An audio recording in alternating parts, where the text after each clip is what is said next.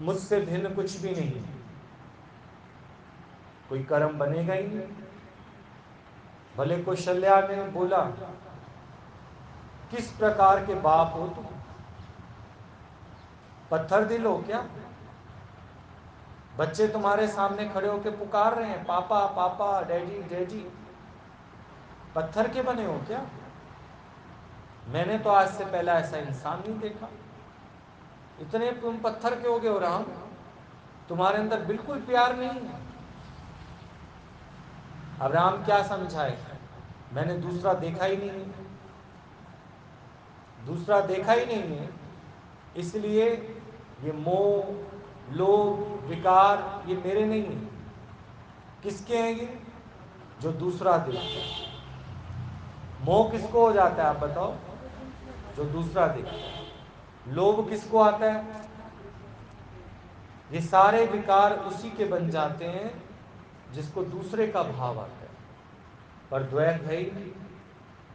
सारी सृष्टि में ब्रह्म ही ब्रह्म ओत पोत है, परमात्मा ही परमात्मा। अभी जैसे बोले ना भगवत भाव, भागवत सुनने पे भी नहीं आता भगवत भाव।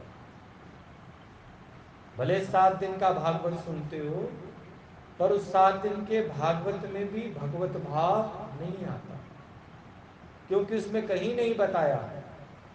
उसमें भी अलग अलग करके दिखाया है, गोपियां, उद्धव, कृष्ण, अलग अलग करके दिखाया। एक कहां दिखाया? जन्म और मृत्यु को एक करके दिखाया। तो इसीलिए 6 एपिसोड तक, 6 स्कंद तक तो राजा परीक्षित के दिमाग में क्या घूम रहा है? ज्ञान समझ आ रहा है? आज तुम अपने को देह जानकर यहां बैठ जाओ और कोई उलझन लेकर आ जाओ अपनी गृहस्थी की, तो तुम्हें तो बस यही रहेगा ना, जैसे सत्संग खत्म हो हम अपनी उलझन डिस्कस करें। पर यहां ज्ञान किसका चल रहा है? तू ये देह नहीं है, अद्वैत का ज्ञान चल रहा है। समझे? अगर तुमने अद्वैत को ज्ञान को नहीं लिया तो तुम्हारा द्वैत कभी खत्म होने वाला नहीं। सारी उलझने किसमें? द्वैत। राजा परीक्षित को इतना अच्छा ज्ञान सुनाया जा रहा है सुखदेव मुनि से, भागवत, लेकिन उसको समझ ही नहीं आ रही। उसको तो बार बार क्या दिख रहा है? आज 21 तारीख हो गई, आज 22 तारीख हो गई, आज पूर्णमासी है, आज अमावस्या है, आज एकादशी है, आज पितरों के पीछे कुछ देना है। यह हमारे लिए नहीं है, ये ध्यान रखना। ये किसके लिए? जो दूसरा करके देखेगा वो इन्हीं परपंचों में फंसा रहेगा। समझे?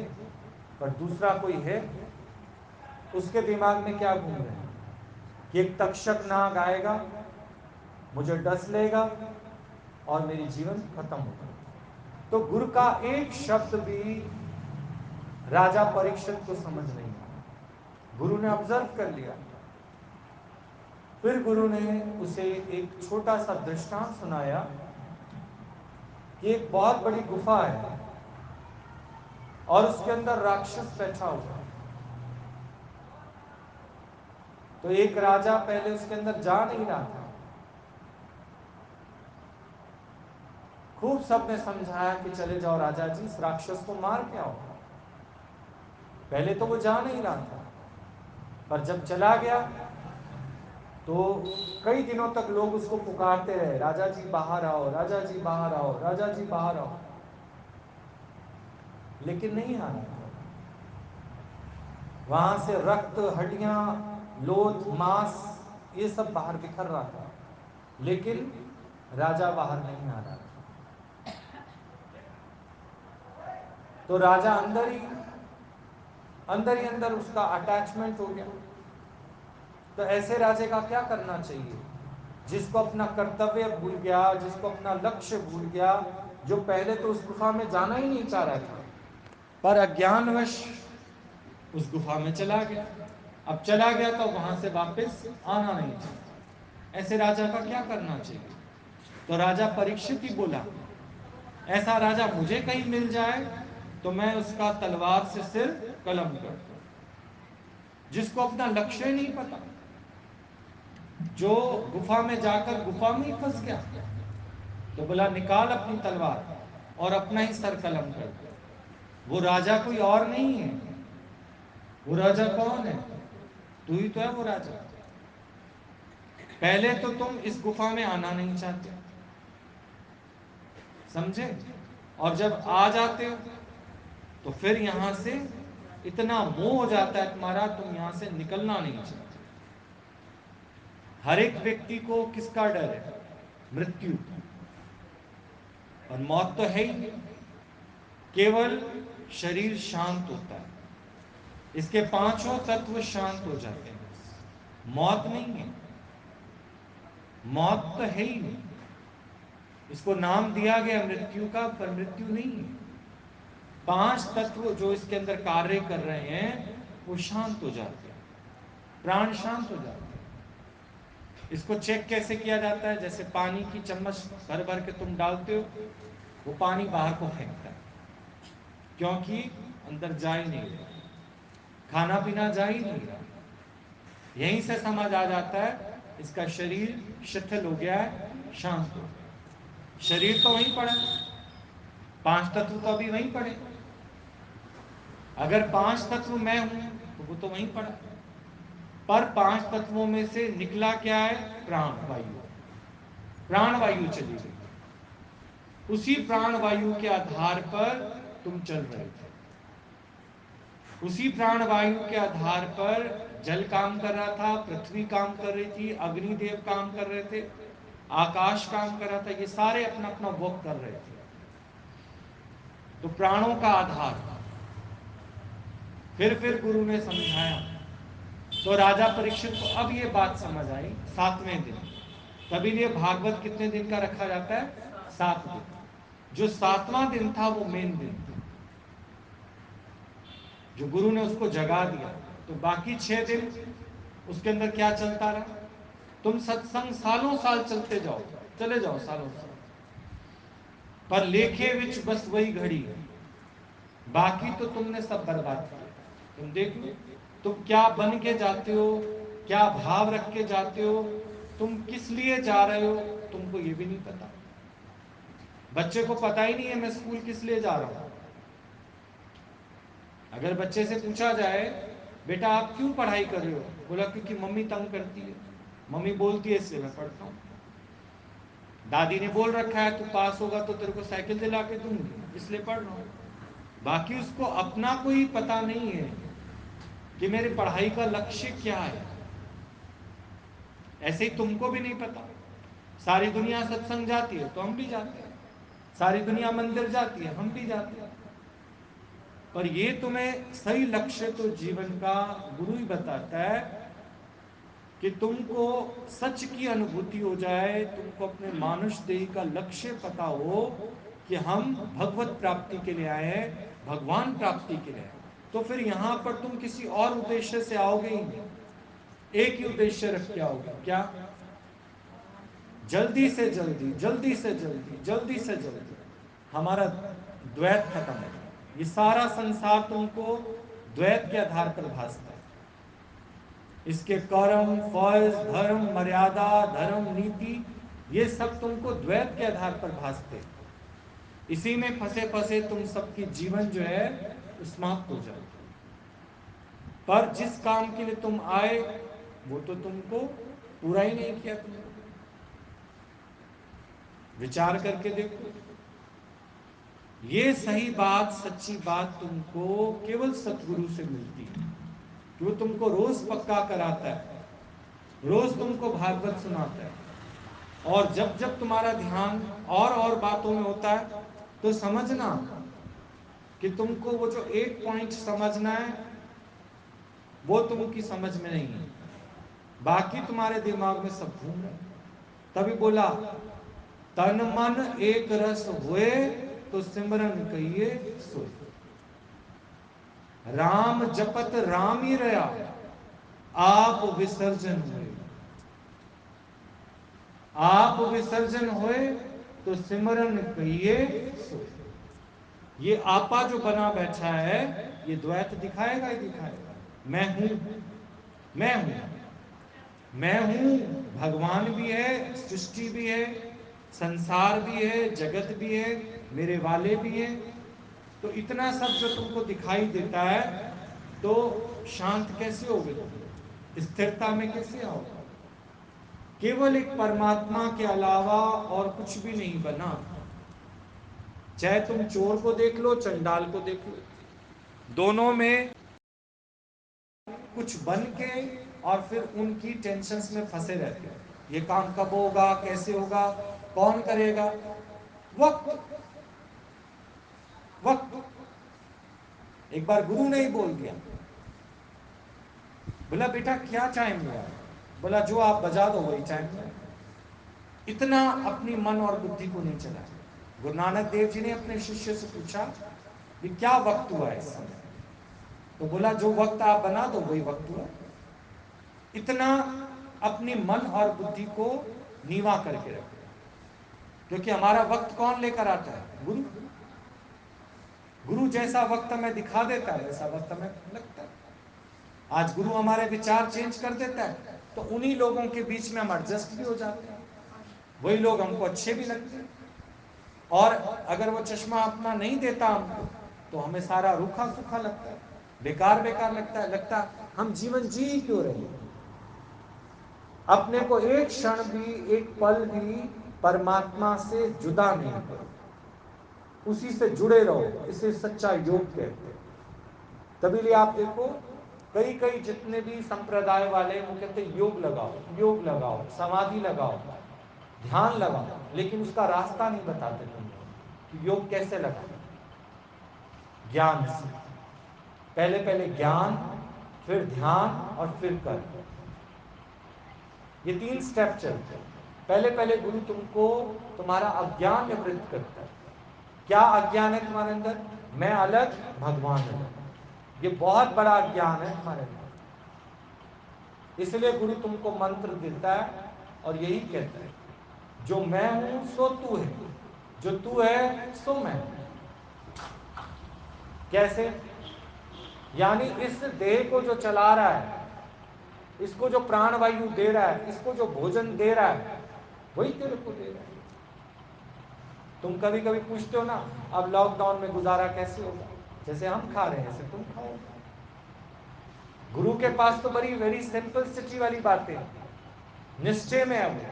उसके लिए तुम्हें ये नहीं कहेगा दिया जलाओ, नहीं पीपल को जल चढ़ाओ तो तुम्हारे को पैसा आने लगेगा कहीं से। ये तो भ्रमों में डालने वाली बात है। जो परमात्मा मुझको खिला रहा है वो परमात्मा तेरे को भी खिलाएगा। जो परमात्मा मेरी राह चला रहा है वो परमात्मा तेरी भी चला। कितना वो एक होके रहता है परमात्मा, कभी भी चिंता करके वो भगवान की भक्ति से हटता नहीं। जब तुम चिंता में बैठे तो समझो तुम क्या हुए? अलग हुए। किसी भी क्षण, किसी भी पल तुमको अलग होना ही नहीं है। परमात्मा सच्चा योग लगा के जुड़न होनी चाहिए। तुमने वो जुड़न कहां कर रखी है? जो नहीं है उनके साथ तुमने अपने आप को जोड़ रखा है। फिर अचानक जब वो छूटते हैं तुमसे, तुमने ये कहां पक्का कर रखा है कि वो चेंजेबल है। सत्य कौन है? भगवान, जिसके लिए बोला आद सत्य। आद मतलब ये जितना भी सब दिखाई दे रहा है मैं इससे भी पहले का हूं। जिनको तुम भगवान करके देखते हो मैं उससे भी पहले का हूं, उनको भी मैंने ही बनाया है। शिव, पार्वती, राम, कृष्ण, इनको भी मैंने ही बनाया है। मैं वो अपार शक्ति हूं, मैं वो निरंकार हूं। इसके लिए बोला आद सत्य। अभी जो है उससे भी मैं पहले का हूं, तो इसलिए बोला आद सत्य, जुगाद सत्य। कई युगों से तुम्हारे सामने युग भी आ गए, तुमने पढ़ भी लिए, सुन भी लिए, सतयुग, त्रेता, द्वापर। तो उन युगों से भी पहले मैं हूं। मैंने ये सारे युग भी देखे, सतयुग भी देखा है, त्रेता भी देखा है, द्वापर भी देखा है, और कल युग भी मैं देख ही रहा हूं। तो मैं तो साक्षी और दृष्टा हूं। ना मैं सतयुग हूं, ना मैं त्रेता हूं, ना द्वापर हूं, ना मैं कलयुग। मैं इनको देखने वाला हूं। मैं भगवान से एक सेकंड के लिए भी जुदा नहीं हूं। तो भगवान कौन हुए? सत्य, जो कभी नहीं बदलता। एक भगवान है जो कभी नहीं बदलता। इसीलिए गुरु नानक देव जी ने बोला आद सत्य, मतलब शुरू से मैं हूं। फिर जुगात सत्य, कई युगों को मैं देखता आ रहा हूं। मैं वो सत्य हूं, युग बदल गए पर मैं स्थिर हूं। कितने युग बदल गए, मेरी महिमा उतनी ही है। आद सत्य जुगात सच है भी सच। और आज भी तुम देख लो, महिमा का गुणगान किसका है? भगवान। मूढ़ व्यक्ति मेरे को दो करके जानते हैं, भगवान भी है मैं भी हूं। मूढ़ व्यक्ति तो उनकी उलझने, उनके दुख, उनकी तकलीफ कभी खत्म नहीं होती, क्योंकि वो भगवान से अपने आप को अलग करके रखते। एक जॉइंट फैमिली में ही तुम देख लो, कोई अलग हो जाता है अपने माँ बाप से, बेटा बहू अलग हो जाते हैं, तो उनकी कॉम्प्लिकेशंस बढ़ती हैं या घटती हैं? ये बताओ। बढ़ जाती है, बढ़ जाती है कि नहीं? तो इस तरह से अलग नहीं है। बूंद उत्पन्न उसी समुद्र में से हुई है। अगर उसका टेस्ट करा के देखो तो उसके अंदर वही लिक्विड, वही फॉर्म आएगी जो समुद्र के अंदर। तुम्हारे पूरे ब्लड में से डायबिटीज चेक करनी होती है तो एक यहां से बूंद ले ली जाती है। अगर उस बूंद में तुम्हारे डायबिटीज आई है तो समझो पूरी बॉडी में तुम्हारी क्या है? डायबिटीज है। एक बूंद से तो पता कर लिया। तो जो बूंद में जो पिंड है सो ब्रह्मांड है, जो ब्रह्मांड है सो पिंड है, जो पिंड में है वही ब्रह्मांड में, और जो ब्रह्मांड में है वो सो पिंड में। यानी डिफरेंस कुछ भी नहीं है। मेरे और भगवान के अंदर कोई डिफरेंस नहीं है। इसलिए मुझे अपनी मैं को भगवान में मिला के क्या कर देना? एक कर। अगर तुम सारे दुखों से निवृत्त होना चाहते हो, सब बातों से उपराम होना चाहते हो, तो एक के ओंकार में आ जाओ, एक हो जाओ बस। ये मानुष जन्म तुम्हें एक होने के लिए मिला है, भगवत प्राप्ति के लिए मिला है। व्यर्थ की टके पैसे की बातों में अपना समय मत गवाओ। ये क्यों हुआ, कैसे हुआ, ऐसा नहीं होना चाहिए, उनकी छानबीन मत करो। हर बात का एक ही जवाब है, भगवान। वही नहीं बदलता। बाकी तो इसके लिए पक्के हो जाओ तुम कि माया चेंजेबल है। जिस माया से तुम दिल लगा बैठे हो ये चेंजेबल है, ये चेंज होगी होगी।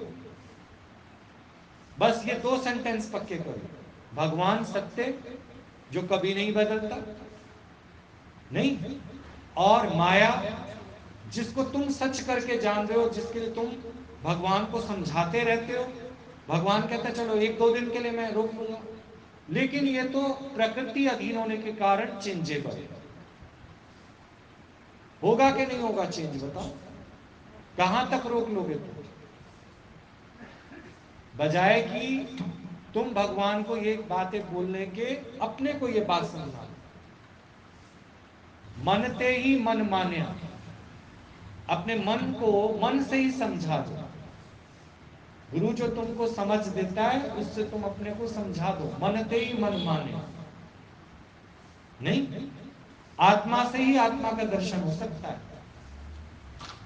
तुम कहो ना कि नहीं किसी और से मैं आत्मा का दर्शन कर लूं, जीव बन के आत्मा का दर्शन कर लूं, जीव बन के भगवान का दर्शन कर लूं, तो नहीं कर सकते, क्योंकि जीव और भगवान एक साथ आ ही नहीं सकते। जब जीव है तो भगवान नहीं, भगवान है तो फिर जीव। मैं को कभी भी परमात्मा का दर्शन नहीं होगा। पर जब मैं मिट जाएगी तो फिर कौन रह जाएगा? परमात्मा। सारे दुखों का मूल कारण क्या है? मैं। और मैं आई क्यों है? भ्रम मात्र है भी नहीं। और फिर भी आप देखो कितनी मैं, ये सब मुझे भासता है, मेरे वाले, बैंक बैलेंस, सब्जी मंडी, सब्जी खरीदना, लाना, बेचना, कितनी सारी बातें हैं देखो दिमाग में, कितनी सारी बातें। ज्ञानी भी इसी के बीच में रहता है पर हल्का होकर रहता है। वो क्या कहता है? वक्त जैसा आ रहा है वक्त के साथ साथ हम चलते हैं, जैसा वक्त आ रहा है। और फिर वो वक्त अब हम गुरु की नजर से देखते हैं। गुरु ने पूछा क्या वक्त हुआ? बोला जो आप बजा दोगे वही वक्त है। हमारे लिए अपना कोई वक्त है ही नहीं, हम अपने हिसाब से कोई वक्त से चलते ही नहीं। जैसा आप चला देते हो, जैसा आप बता देते हो, आप चाहो तो वक्त को रोक सकते हो, आप चाहो तो रीखे को मीठे कर सकते हो, आप तो कुछ भी कर सकते हो, क्योंकि वो निश्चय में।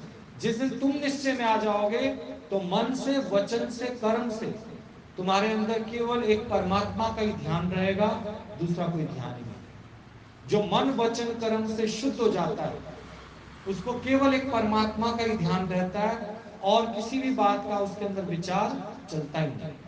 तो ऐसे में ये उसका बन जाता है भगवत भाव और भगवान से जो वो दो होकर था वो हो गया एक। अब एक ही एक रहते रहते एकांत, एक का भी क्या हो जाएगा, अंत हो जाएगा। तब कौन सी स्थिति में आ जाओगे, शून्य स्थिति। ठीक, क्या बोलते हो, क्या बोल, तुम्हारे बाल बच्चों में कौन व्याप्त है, भगवान। हर देह को, चाहे वो जड़ है चाहे चेतन, उसके अंदर कौन व्याप्त है, भगवान व्याप्त है। इतना ही जान लेना तुम्हारा द्वैत खत्म कर दे। पर इसके लिए तुमको रेगुलर अभ्यास की जरूरत है, रेगुलर प्रैक्टिस की जरूरत है। इसलिए हम संत महात्माओं की शरण में जाते हैं। और फिर जब तुमको ये पक्का हो जाएगा ना, तो ये जो तुमको भ्रम हुआ है, काम क्रोध मोह लोभ अहंकार, ये कुछ नहीं है, देखा जाए कुछ नहीं, ये भ्रम मात्र है। जब मैं ही नहीं हूं, देह ही नहीं है, तो फिर काम किसको, क्रोध किसको, लोभ किसको, मोह किसको।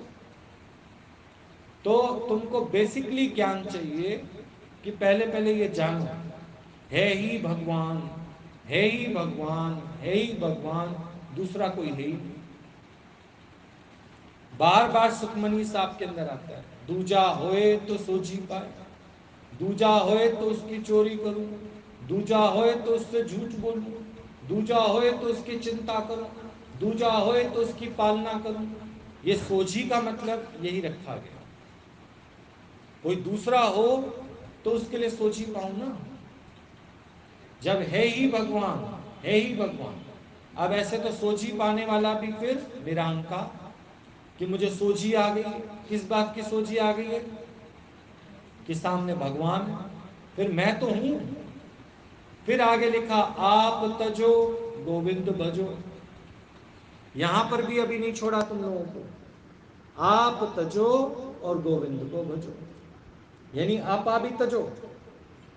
आपा तज लोगे तो फिर गोविंद ही गोविंद रह जाएगा, दूसरा कोई नहीं रहेगा। क्या तुम नहीं जानते कि चिंता जड़ से ही खत्म हो जाए। जब आप देख रहे होगे बुखार हर दूसरे दिन बाद तुम्हें पकड़ लेता है, तो तुम डॉक्टर से क्या कहते हो, कोई ऐसी दवा दो ये जड़ से ही खत्म हो जाए, ये बार बार मुझे बुखार क्यों आ जाता है। फिर कभी तुमने ये चिंतन नहीं किया बार बार ये मैं क्यों उत्पन्न हो जाती है, बार बार मुझे घर की चिंता क्यों लग जाती है। क्योंकि सही डायरेक्शन में तुम ज्ञान को रिसीव नहीं कर रहे, सही तरीके से रिसीव रट रहे हो, केवल ज्ञान को रटना नहीं। बच्चे को वही सवाल तुमने 5 बार समझा दिया, कॉपी पे लिखवा लिखवा के करा दिया, लेकिन जब स्कूल में टेस्ट होता है तो फिर फेल, 10 में से 0 नंबर उसका। तो तुम उसको डॉक्टरों के पास भी ले जाते हो, सब जगह ले जाते हो कि भाई मैंने इसको अपने हाथ से एक एक सवाल अपने हाथ से कराया, और इसने भी देखो कॉपी में किया। पीटीएम में टीचर से भी बात करते हो तो टीचर तुमको एक ही जवाब देती है, क्या इसको समझ आया था या इसने रटा। अब ये अपने से पूछो, ज्ञान तुम्हारी समझ में है या सिर्फ तुमने रट रखा है। अगर तुम्हारे समझ में है तुम्हारे निश्चय में होना चाहिए। ज्ञान कोई लंबा चौड़ा इतिहास नहीं, कोई ग्रंथ नहीं, कोई बड़ी बड़ी पुस्तकें नहीं। ज्ञान तो केवल इतना ही है ही भगवान, है ही भगवान, है ही भगवान। ज्यादा लंबा चौड़ा ज्ञान नहीं है। और इतने कोई समझाने के लिए आप देखो कितने बड़े बड़े शास्त्र बन गए, वेद बन गए, पुराण बन गए, इतने संत महात्मा बन गए, पर निश्चय किसको हुआ। जिसको निश्चय हो गया उसका सब का सब शून्य हो गया। अब उसको कोई बात असर ही नहीं करे, क्योंकि कोई दूसरा हो तो मुझे तंग करे ना। मैं किस पे इल्जाम लगाऊं कि इसने मेरा माइंड डिस्टर्ब कर रखा है, ये मुझे तंग कर रहा है, ये मुझे परेशान कर रहा है, इसकी मुझे बड़ी चिंता खाई जा रही है, रात को नींद नहीं आती। ये सब द्वैत है। दूसरा कोई है कोई दूसरा? आप बताओ। आज एक सवाल भी आया है कि दुख आते ही क्यों हैं? आते हैं दुख, तुम सच बताओ मुझे। इतने दिन से तुम आत्मज्ञान सुन रहे हो हनी, दुख आते हैं? होते हैं दुख? सच बताओ, सिर्फ मेरे कहने से नहीं बोलो। होते ही नहीं है दुख। जिस तरह से भूत नहीं होते उस तरह से दुख नहीं होते। सब के सब वक्त के हिसाब से चलते हैं। वक्त की लहर ही ऐसी आई है, वक्त की लहर ही ऐसी आई है, और वो फिर रुकेगा? वक्त चला जाएगा, फिर और चला जाएगा, फिर और चला जाएगा, फिर और चला जाएगा। मुझे याद है कि हमें बताया जाता था कि इंदिरा गांधी के समय एक ऐसा वो चला था कि लाइट नहीं जला सकते आप लोग। पर आज तो वैसे दिन नहीं है, क्योंकि ऊपर से लड़ाकू जहाज जाते थे, वो बम फेंकते थे, तो लाइट नहीं जला सकते थे। पर आज वो स्थिति है, ब्लैकआउट कर दिया। तो आज है वैसा दिन। अब आज हम लोग क्या देख रहे हैं अपने सामने? कोरोना। पर आने वाले समय में जो दूसरी पीढ़ी आएगी, उसको अगर बोलोगे कि कोरोना आया था, बहुत बड़ी बीमारी आई थी, तो मानेंगे इस बात को? मानेंगे? तो है ही नहीं, है ही नहीं, दुख है ही नहीं। बस मेरे को भासता है वो, असल में देखा जाए तो दुख है ही नहीं। दुख होने के लिए भी तो फिर दूसरा व्यक्ति होना चाहिए। जब सारी और परमात्मा ही फैला हुआ है, सर्वव्यापी है, सर्वत्र है, फिर आप बताओ दुख किसने क्रिएट किया? भगवान तो दुख क्रिएट नहीं करेगा। तुम अपने बाल बच्चों के लिए दुख क्रिएट करोगे? बोलो। जब तुम अपने बाल बच्चों के लिए दुख नहीं क्रिएट करोगे, तो भगवान कैसे अपने बच्चों के लिए दुख क्रिएट कर देगा? तुम अपने को जब जब भगवान से दूर करते हो, अलग जानते हो, तब तब तुम्हारे अंदर ये सारी फीलिंग्स आ जाती हैं। जब जब तुम अपने वास्तविक स्वरूप से हटते हो, तो तुम्हें संसार भासता है, मेरे वाले भासते हैं, जगत भासता है, दूसरा दूसरा दिखाई देता है। पर ऐसा है तो नहीं। तभी बोला, खुद ही के बदले खुदा को पा। तू अपने घर में जरूर आ जा, खुद ही के बदले खुदा। तो ये सत्संग एक ऐसा साधन है जिसके द्वारा हम अपना निश्चय कर सकते हैं। सत्संग कोई ऐसा नहीं हमारी उलझनों को खत्म कर देगा, हमारे दुखों को खत्म कर देगा। वास्तव में देखा जाए तो उलझन भी नहीं है, दुख भी नहीं है, कॉम्प्लिकेशंस भी नहीं है, कुछ नहीं है। भगवान के अलावा दूसरा कुछ भी नहीं है। बताओ।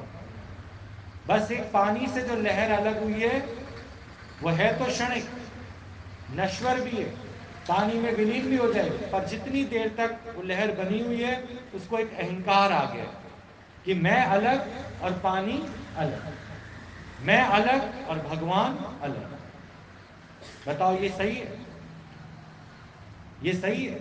तो मनुष्य जो दुख फील कर रहा है, अपनी मैं की वजह से फील कर रहा है, जबकि वो मैं कहां से उत्पन्न हुई है? भगवान से।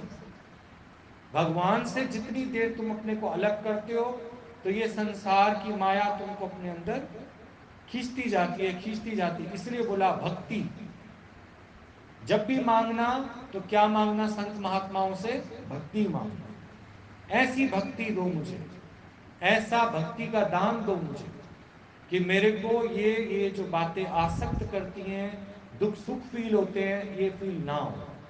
मेरा द्वैत भाव सारा खत्म करो। पर हमने क्या क्या मांगा?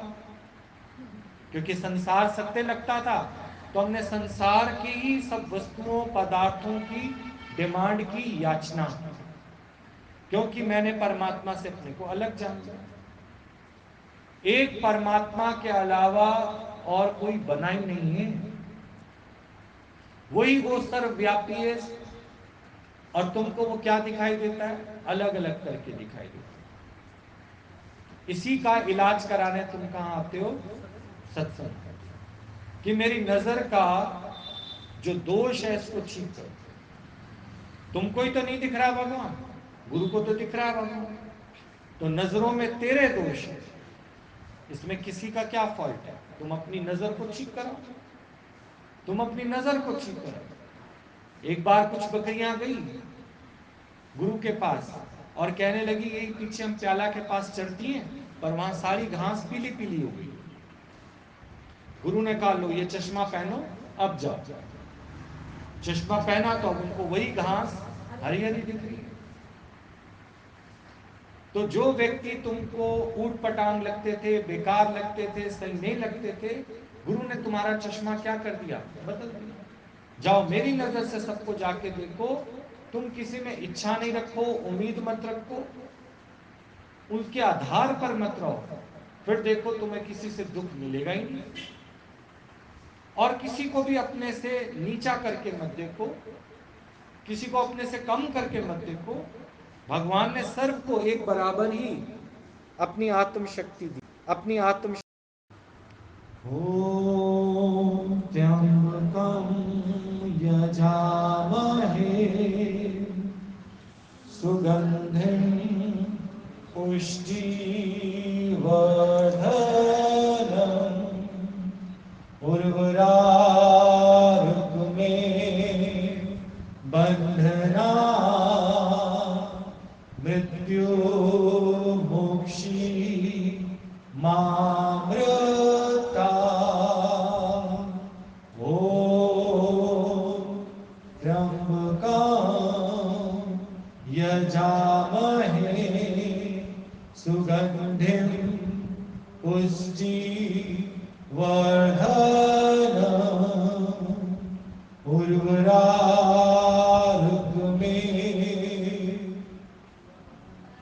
बन्धनात्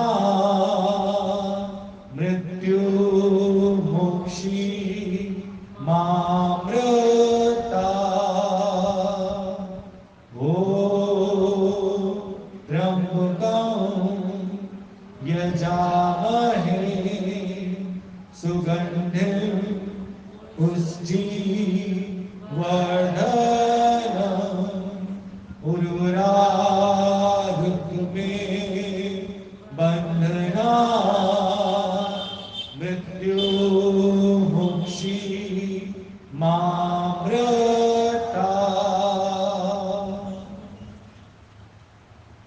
कोमलता से आंखें खोल के आंखें आज्ञा चक्र की ओर देखना है, ऊपर की ओर देखोगे तो आज्ञा चक्र में चले जाओगे। शिव धुनी। ओम नमः शिवाय, ओम नमः शिवाय, हरे हरे बोले नमः शिवाय, ओम नमः शिवाय, हरे हरे बोले नमः शिवाय। सोमेश्वराय शिव, हर हर बोले नमः शिवाय। रामेश्वराय शिव,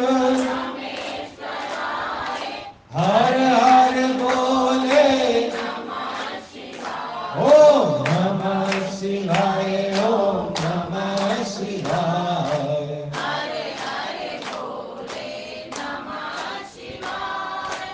गंगाधराय शिव, हर हर बोले नमः शिवाय। ओम नमः शिवाय, ओम नमः शिवाय, हरे हरे बोले नमः शिवाय। जटाधराय शिव, हर हर बोले नमः शिवाय। ओम नमः शिवाय, ओम नमः शिवाय,